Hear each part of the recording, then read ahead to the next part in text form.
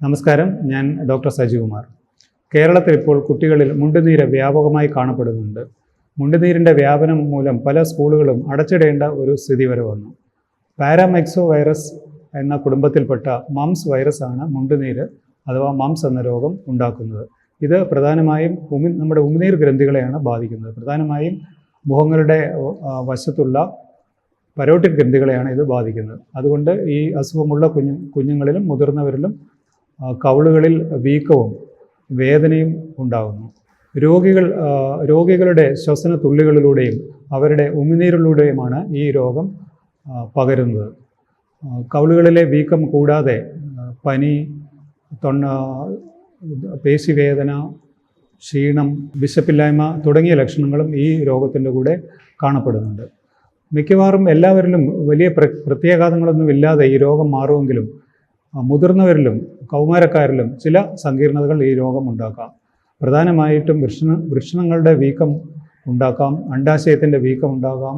ഇവയെല്ലാം ചിലപ്പോൾ പ്രത്യുൽപാദനത്തിനെ ഭാവിയിൽ ബാധിച്ചേക്കാം.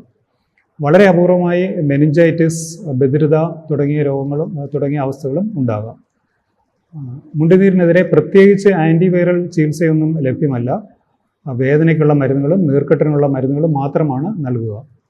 എന്തുകൊണ്ടാണ് ഇപ്പോൾ കേരളത്തിൽ മുണ്ടുനീര് വ്യാപകമായി കാണപ്പെടുന്നത്? വളരെ ഫലപ്രദമായ ഒരു വാക്സിൻ, MMR വാക്സിൻ മുണ്ടുനീരിനെതിരെ ലഭ്യമാണ് താനും. നിർഭാഗ്യവശാൽ നമ്മുടെ ദേശീയ പ്രതിരോധ പരിപാടിയിൽ MMR വാക്സിൻ ഇതുവരെ ഉൾപ്പെടുത്തിയിട്ടില്ല. അതുകൊണ്ട് 9ാം മാസത്തിലും 15ാം മാസത്തിലും ദേശീയ പ്രതിരോധ കുത്തിവയ്പ്പ് പട്ടിക പിന്തുടരുന്ന PHCകളിലും സർക്കാർ ആശുപത്രികളിലും MR വാക്സിനാണ് നൽകുന്നത്.